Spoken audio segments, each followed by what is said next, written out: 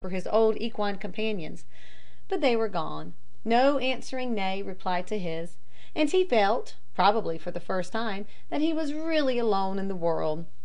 Having no power of smell, whereby he might have traced them out as a dog would have done, he looked in a bewildered and excited state all round the horizon. Then his eye fell on Dick and Crusoe sitting by their little fire. Charlie looked hard at them, and then again at the horizon, and then, coming to the conclusion, no doubt, that the matter was quite beyond his comprehension, he quietly took to feeding.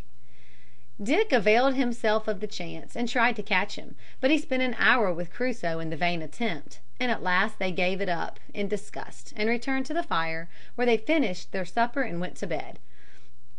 Next morning they saw Charlie feeding close at hand, so they took breakfast and tried to catch him again, but it was of no use. He was evidently coquetting with them, and dodged about and defied their utmost efforts, for there was only a few inches of line hanging to his head.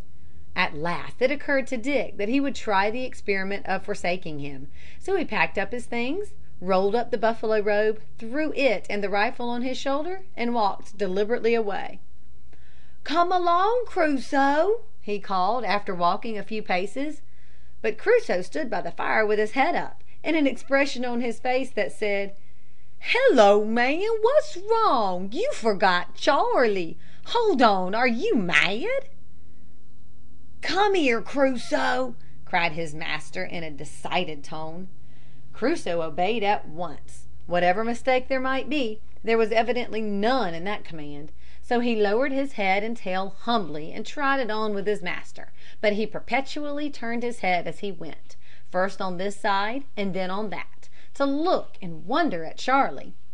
When they were far away on the plain, Charlie suddenly became aware that something was wrong. He trotted to the brow of a slope with his head and tail very high up indeed, and looked after them, and then he looked at the fire and neighed. Then he trotted quickly up to it, and seeing that everything was gone, he began to neigh violently, and at last started off at full speed, and overtook his friends, passing within a few feet of them, and wheeling round a few yards off, stood trembling like an aspen leaf. Dick called him by his name, and advanced, while Charlie met him half-way, and allowed himself to be saddled, bridled, and mounted forthwith. After this, Dick had no further trouble with his wild horse. At his next camping place, which was in the midst of a cluster of bushes close beside a creek, Dick came unexpectedly upon a little wooden cross, which marked the head of a grave. There was no inscription on it, but the Christian symbol told that it was a grave of a white man. It is impossible to describe the rush of mingled feelings that filled the soul of the young hunter as he leaned on the muzzle of his rifle and looked at this solitary resting place of one who, doubtless like himself, had been a roving hunter. Had he been young or old when he fell? Had he a mother in the distant settlement who watched and longed and waited for the sun that was never more to gladden her eyes? Had he been murdered, or had he died there and been buried by his sorrowing comrades? These and 1,000 questions passed rapidly through his mind as he gazed at the little cross. Suddenly he started. Could it be the grave of Joe or Henry? For an instant the idea sent a chill to his heart, but it passed quickly, for a second glance showed that the grave was old, and that the wooden cross had stood over it for years. Dick turned away with a saddened heart, and that night, as he pored over the pages of his Bible, his mind was filled with many thoughts about eternity and the world to come. He, too, must come to the grave one day, and quit the beautiful prairies and his loved rifle. It was a sad thought, but while he meditated, he thought upon his mother. "After all," he murmured, "there must be happiness without the rifle and youth and health and the prairie.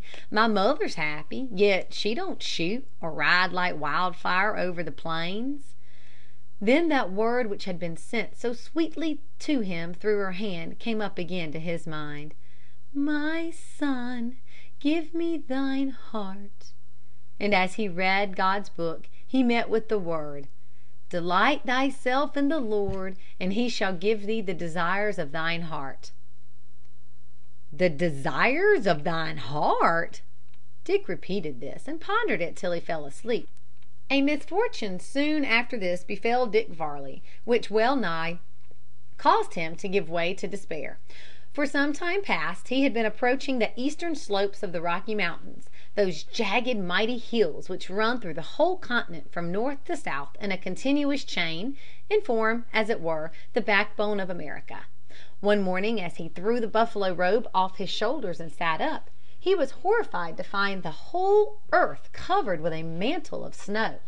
We say he was horrified, for this rendered it absolutely impossible any further to trace his companions either by sight or scent.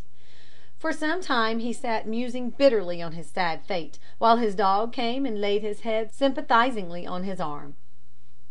"Aw, pup," he said, "I know you'd help me if you could, but it's all up now. There's no chance of finding 'em, none." To this Crusoe replied by a low whine. He knew full well that something distressed his master, but he hadn't yet ascertained what it was. As something had to be done, Dick put the buffalo robe on his steed, and mounting, said, as he was in the habit of doing each morning, "Lead on, pup." Crusoe put his nose to the ground and ran forward a few paces. Then he returned and ran about snuffing and scraping up the snow. At last he looked up and uttered a low, melancholy howl. "Ah, I knowed it," said Dick, pushing forward. "Come on, pup, you'll have to follow now. Anyway, we must go on." The snow that had fallen was not deep enough to offer the slightest obstruction to their advance.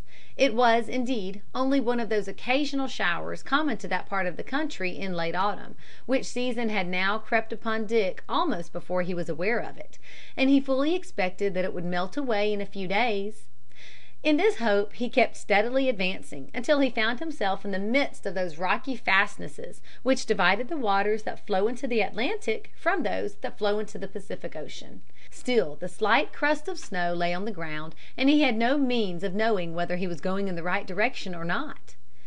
Game was abundant, and there was no lack of wood now, so that his night bivouac was not so cold or dreary as might have been expected. Traveling, however, had become difficult and even dangerous, owing to the rugged nature of the ground over which he proceeded. The scenery had completely changed in its character. Dick no longer coursed over the free open plains, but he passed through beautiful valleys filled with luxuriant trees and hemmed in by stupendous mountains, whose rugged sides rose upward until the snow-clad peaks pierced the clouds.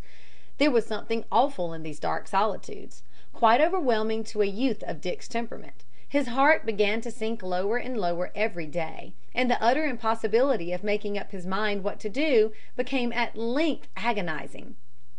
To have turned and gone back the hundreds of miles over which he had traveled would have caused him some anxiety under any circumstances, but to do so while Joe and Henry were either wandering about there or in the power of the savages was, he felt, out of the question.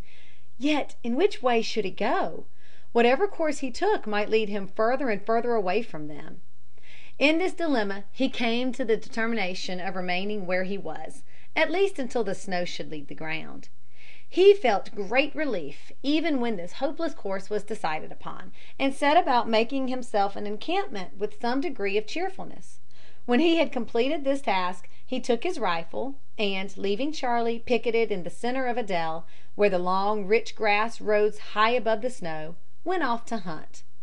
On turning a rocky point his heart suddenly bounded into his throat, for there, not 30 yards distant, stood a huge grizzly bear. Yes, there he was at last, the monster to meet which the young hunter had so often longed, the terrible size and fierceness of which he had heard so often spoken about by the old hunters. There it stood at last, but little did Dick Varley think that the first time he should meet with this foe should be when he was alone in the dark recesses of the Rocky Mountains, and with none to succour him in the event of a battle going against him. Yes, there was one. The faithful Crusoe stood by his side, with his hair bristling, all his formidable teeth exposed, and his eyes glaring in their sockets. Alas! for poor Crusoe, had he gone into that combat alone. One stroke of that monster's paw would have hurled him dead upon the ground. Chapter 16.